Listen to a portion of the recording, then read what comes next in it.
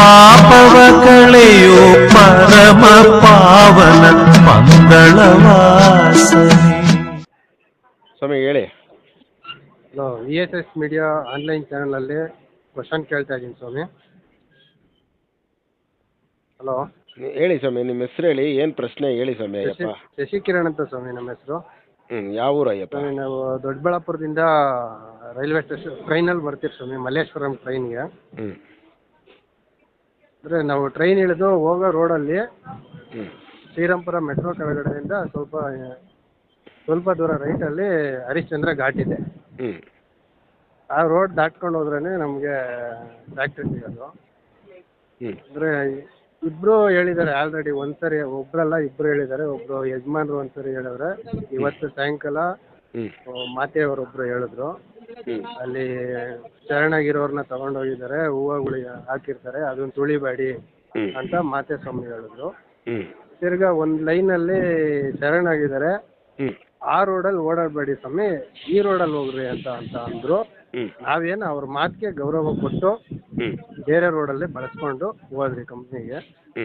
ನನಗೆ ಇದು ಮಾಹಿತಿ ಬೇಕು ಸ್ವಾಮಿ, ಯಾಕೆ ಈ ಥರ ಅಂತವ್ರೆ, ಅವ್ರನ್ನ ಯಾಕೆ ಅಂತ ಕೇಳಿದ್ರೆ ಏನು ಹೇಳ್ತಾರೋ ಬಿಡ್ತಾರೋ ಅಂದ್ಬಿಟ್ಟು ಕೇಳೋವಷ್ಟು ನಮಗೂ ಟೈಮ್ ಇಲ್ಲ, ಡ್ಯೂಟಿಗೆ ಟೈಮ್ ಆಗ್ತಾ ಇರೋದು.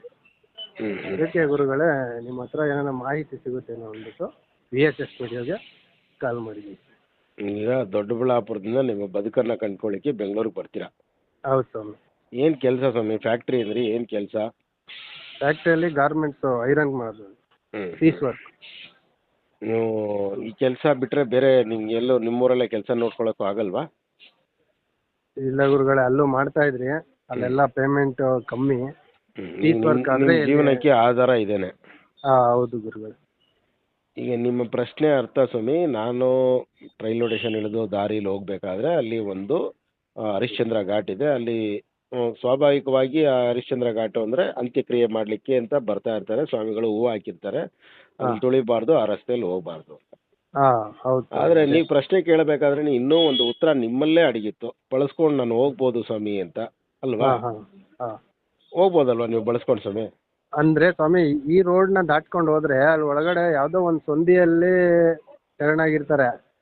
ಅದು ಅವ್ರು ಹೇಳಿದ್ರೆ ಪರವಾಗಿಲ್ಲ, ಹೋಗ್ಬೋದು ಬಳಸ್ಕೊಂಡು.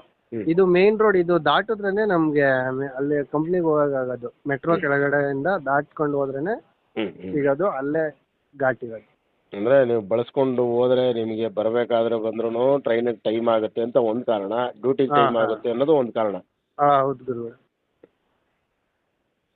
ಸ್ವಾಮಿ, ಇದು ಭಾಳ ವಿಚಾರ ಗಂಭೀರವಾದ್ದು ಸ್ವಾಮಿ ಅಯ್ಯಪ್ಪನ ವಿಚಾರಧಾರೆಯಲ್ಲಿ. ಆದರೆ ಈ ಪ್ರಶ್ನೆ ನನ್ನನ್ನು ಕೇಳಿದ್ದೀರಾ, ನಿಮ್ಮ ಗುರುಸ್ವಾಮಿಗಳನ್ನೂ ಕೇಳಿ, ನಿಮ್ಮ ಭಾಗದ ಗುರುಸ್ವಾಮಿಗಳನ್ನ.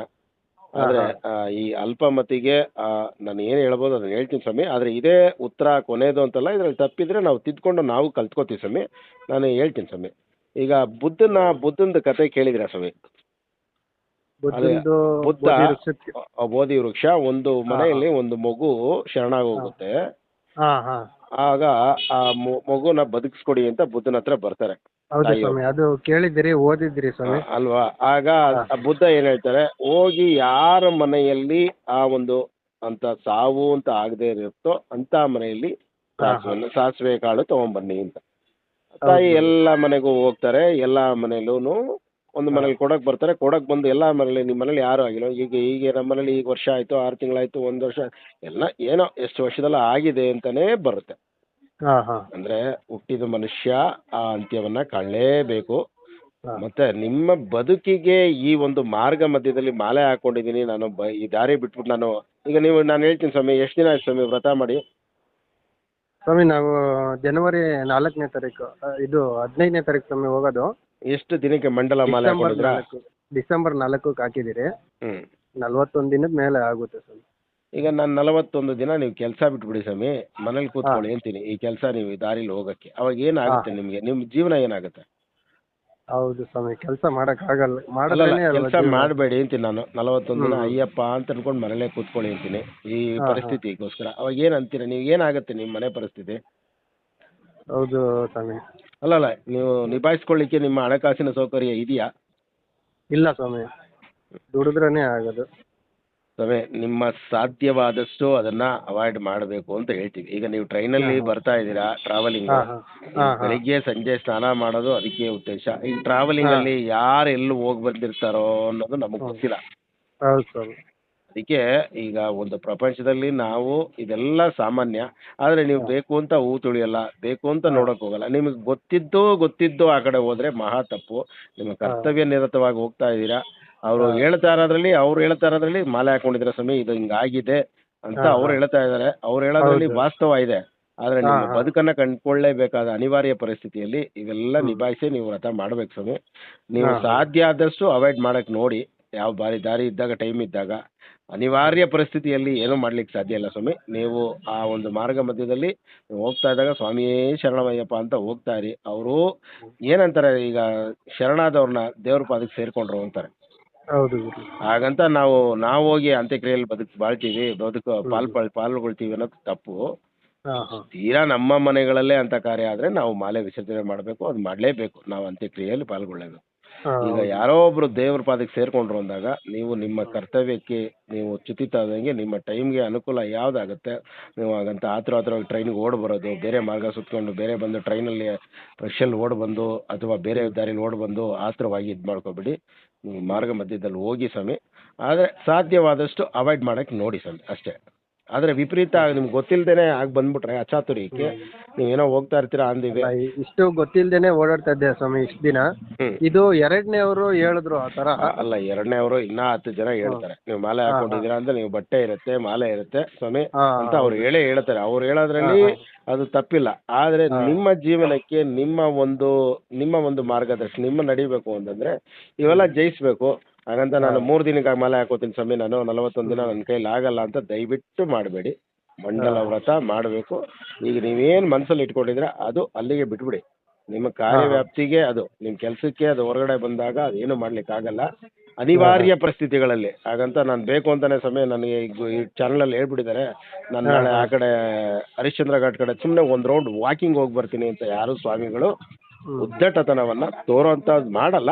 ಆದರೆ ಹಿಂಗೆ ಹೇಳ್ಬಿಟ್ಟಿದ್ದಾರೆ ಅಂತಲ್ಲ, ಅನಿವಾರ್ಯ. ನಿಮ್ಗೆ ಏನು ಮಾಡೋಕ್ಕಾಗಲ್ಲ. ಬದುಕನ್ನು ಕಂಡ್ಕೋಬೇಕು, ನಿಮ್ಮ ಜೀವನ ನಡಿಬೇಕು, ಜೀವನೋಪಾಯಕ್ಕೆ ಅದೇ ದಾರಿ ಅಂತ ಇದ್ದಾಗ ಬಳಸ್ಕೊಂಡು ಹೋಗೋಕ್ಕೆ ದಾರಿ ಇದ್ದರೆ ನೋಡಿ, ಟೈಮ್ ಇದ್ದರೂ ಹೋಗಿ. ಆ ಥರ ಟೈಮ್ ಇಲ್ಲ ಸ್ವಾಮಿ, ನಾನು ಈ ಕಡೆ ಹೋದಾಗಲೇ ನಾನು ಕರೆಕ್ಟಾಗಿ ಪಂಚ್ ಮಾಡಿ ನನ್ನ ಟೈಮ್ ಕರೆಕ್ಟಾಗಿ ನಾನು ಅಟೆಂಡೆನ್ಸ್ ತೊಗೊಳಕ್ಕಾಗೋದು ಅಂದಾಗ ವಿಧಿ ಇಲ್ಲ ಮಾಡಿ ಸ್ವಾಮಿ, ತೊಂದರೆ ಇಲ್ಲ. ಅದಕ್ಕೆ ಈಗ ನೀವು ಟ್ರೈನಲ್ಲಿ ಯಾರು ಬಂದಿರ್ತಾರೋ ಏನು ಬಂದಿರ್ತಾರೋ ಅದೆಲ್ಲ ನಾವು ಲೋಕದಲ್ಲಿ ಸಹಜ ಸ್ವಾಮಿ. ನಾನೀಗ ಬುದ್ಧಂದು ಹೇಳ್ದಾಗೆ ಏನು ಮಾಡೋಕ್ಕಾಗಲ್ಲ. ನೀವು ಪರಿಶುದ್ಧವಾಗಿ ಸ್ನಾನವನ್ನು ಮಾಡಿ ನೀವು ಪೂಜೆಗಳಲ್ಲಿ ಪಾಲ್ಗೊಳ್ಳಿ. ಆ ಒಂದು ಅಂತ್ಯಕ್ರಿಯೆ ಆದವರು ಅವ್ರ ಕುಟುಂಬಕ್ಕೂ ಕೂಡ ನೀವು ಪ್ರಾರ್ಥನೆ ಮಾಡ್ಕೊಳ್ಳಿ, ಅವ್ರ ಕುಟುಂಬಕ್ಕೆ ಶಕ್ತಿ ಕೊಡಲಿ. ಯಾಕೆಂದರೆ ಚಿಕ್ಕ ಮಕ್ಳು ಇರ್ತಾರೋ ದೊಡ್ಡವ್ರು ಇರ್ತಾರೋ ಏನು ಕತೆನೋ ಗೊತ್ತಿಲ್ಲ. ಆದರೆ ಅದು ಸಹಜ, ಅದಾಗಲೇಬೇಕು, ಆಗೋಗುತ್ತೆ. ಅದನ್ನು ಸ್ವೀಕರಿಸಲೇಬೇಕು ಮನುಷ್ಯ. ಬೇಡ ಅಂದರೆ ಅದು ನಿಲ್ಲಲ್ಲ, ಅದು ಟೈಮು ನಿಲ್ಲಲ್ಲ, ಸಾವು ನಿಲ್ಲಲ್ಲ. ಹೇಳ್ಬಲ್ಲ ಸ್ವಾಮಿ ನಾನು ಇದ್ರ ಮೇಲೆ ಈ ನಿಮ್ಮ ಗುರುಸ್ವಾಮಿಗಳನ್ನ ಕೇಳಿ ಉತ್ತರ ಏನು ಹೇಳ್ತಾರೆ ನನಗೆ ತಿಳಿಸ್ಕೊಡಿ ಸ್ವಾಮಿ. ಸರಿ ಗುರುಗಳೇ. ಸ್ವಾಮಿ ಶರಣಂ. ಇದು ದೊಡ್ಡಬಳ್ಳಾಪುರದಿಂದ ಬದುಕನ್ನು ಕಟ್ಟಿಕೊಳ್ಳಕ್ಕೆ ಬೆಂಗಳೂರಿಗೆ ಆ ಒಂದು ಮಲ್ಲೇಶ್ವರಂ ರೈಲ್ವೆ ಸ್ಟೇಷನಲ್ಲಿ ಇಳಿದು ಶ್ರೀರಾಮಪುರದ ಆ ಒಂದು ಹರಿಶ್ಚಂದ್ರ ಘಾಟ್ ಮಾರ್ಗ, ಅದೇ ಮಾರ್ಗದಲ್ಲಿ ಹೋಗ್ಬೇಕಾದ್ರೆ ಇರೋದೇ ಹರಿಶ್ಚಂದ್ರ ಸತ್ಯ ಹರಿಶ್ಚಂದ್ರ ಘಾಟ್ ಅಂತ ಏಕಿಟ್ಟಿದ್ದಾರೆ ಅಂದರೆ ಅಷ್ಟು ಸತ್ಯವಾಗಿ ಹೇಳೋದವನ್ನೇ ಅಲ್ಲಿ ಕರ್ಕೊಂಡೋಗಿ ಕೂರಿಸವ್ರೆ. ಹಾಗಂತ ಎಲ್ಲವೂ ಆ ಒಂದು ಪ್ರಕೃತಿಯ ನಿಯಮ, ವಿಧಿ ನಿಯಮ, ಅದನ್ನು ಅನುಭವಿಸಲೇಬೇಕು. ಇವರ ಒಂದು ಪ್ರಕೃತಿಗೆ ಅನುಗುಣವಾಗಿ ಅವರು ಕಾರ್ಯ ಮಾಡಿ ಅಂತ ಹೇಳಿದ್ದೀನಿ ಸ್ವಾಮಿ. ಇದರಲ್ಲಿ ಯಾವುದಾದ್ರೂ ತಪ್ಪಿದ್ರೆ ತೀಡಿ ಮತ್ತೆ ವಿಚಾರವಾಗಿ ತಗೊಳ್ಳಿ ಸ್ವಾಮಿ. ಯಾರೊಬ್ಬರು ಕೂಡ ಆ ಸ್ವಾಮಿ ಅಯ್ಯಪ್ಪನ ಇದರಲ್ಲಿ ತಂದು ಬೇರೆ ವಿಚಾರವನ್ನು ಮೂಡಿಸ್ಬೇಡಿ. ಸ್ವಾಮಿ ಶರಣಂ. ನನಗಿಂತ ಕಿರಿಯವನು ಯಾರಿಲ್ಲ. TS ಕಣ್ಣನ್, ರಾಮನಗರ. ಸ್ವಾಮಿ ಶರಣಂ ಸ್ವಾಮಿ. ಸ್ವಾಮಿ ಶರಣಂ. ಸ್ವಾಮಿ ಶರಣಂ.